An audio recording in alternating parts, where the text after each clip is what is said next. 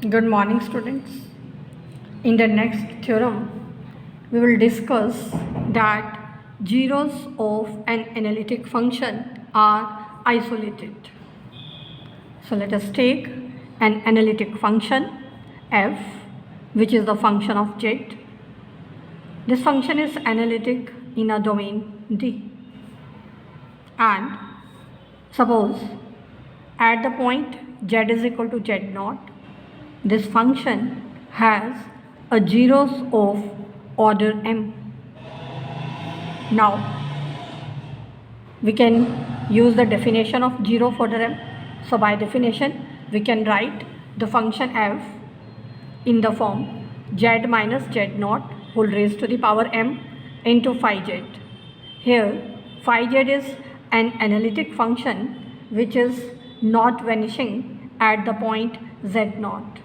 Let us denote this function phi z by the series summation n varies from 0 to infinity a n plus m into z minus z naught whole raised to the power n. This series is a uniformly convergent series and each term of this series that is continuous at the point z naught. So we can use the definition of continuity at the point z naught. By definition, for given epsilon greater than 0, there will exist a positive number delta such that whenever mod of z minus z naught is less than delta, mod of phi of z minus phi of z naught, that will be less than epsilon. Now, because the epsilon is given quantity, so let us take epsilon is half of mod of am and delta 1 is the corresponding value of delta. Now phi of z naught, from here phi of z naught, that will be am. So substituting the value here, we get mod of phi of z minus am, that is less than half of am mod, whenever z minus z naught mod, that is less than delta 1.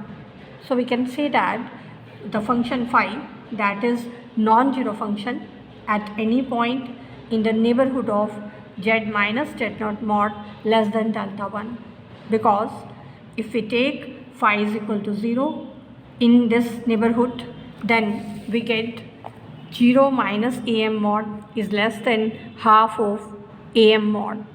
It means am is less than, it means am mod is less than half of am mod, which will be a contradiction. So we can say that the function phi has no 0 in the neighborhood z minus z naught mod less than delta 1, except at the point z is equal to z naught. So we can say that the zeros are isolated. Now next it shows that poles of analytic function are also isolated. So let us take an analytic function f of z, and z is equal to a is the pole of this function of the order m. Now we know that if a function has pole of order m at the point z is equal to a, then its reciprocal function has 0 of order m at that point. Here the function f is analytic function, so its reciprocal, that will also be analytic, and the function f 1 upon f has a 0 of order m at z is equal to a. And we already discussed zeros of analytic function are isolated. So the zeros of the function 1 upon fz are isolated. Hence we can say that the poles of the function f of z are isolated. Now next we discuss the limit point of zeros and poles.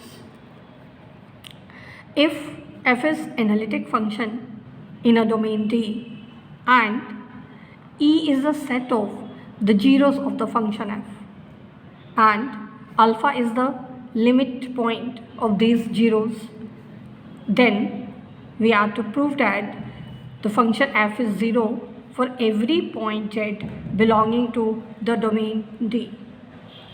Now, because we are given that alpha is the limit point of the zeros of the function f, and therefore the function f will vanish at infinite number of points in arbitrary small neighborhood of the point alpha. It means the function f has zeros as near as we please to alpha. Now, because the function f is continuous function, being an analytic function, and analytic function is continuous, so the function f of z that is continuous at alpha, and therefore f of alpha that will be 0. But because zeros of an analytic function are isolated, therefore alpha cannot be 0 of f of z unless the function vanish identically in the domain D. It means because f of alpha is 0, so we can say that f of z should be 0 for every point z belonging to the domain D.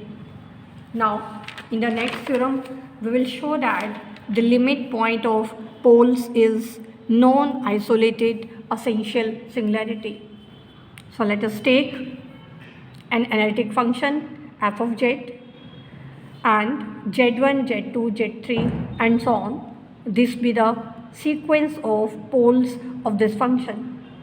Let us take the limit point of these poles is z0. Then in every neighborhood of this point there will be infinite number of points where the function will be unbounded, and therefore that cannot be analytic at the point z0. So it means z0 must be a singularity of the function f. But this singularity is non-isolated, and such a singularity is called non-isolated essential singularity. Let us see some examples based on this theorem. Let us find the kind of singularity for the function cot pi z divided by z minus a whole square. Now this function can be written as cos pi z upon sin pi z into z minus a whole square. Now the poles of this function fz are given by putting the denominator is equal to 0. It means sin pi z into z minus a whole square is equal to 0. So either sin pi z is equal to 0 or z minus a whole square will be 0. Sin pi z is equal to 0 means this pi z will be is equal to n pi. So from here we get z is equal to n, and z minus a whole square is equal to 0 implies that z is equal to a. It means z is equal to a is a pole of order 2, and also because z is equal to n is 0 plus minus 1 plus minus 2 and so on, and z is equal to infinity is the limit point of these poles, and therefore by the above theorem that will be non-isolated essential singularity. Now our next example is, we are given the function sin z minus cos z. We are to find the kind of singularity of this function at z is equal to infinity.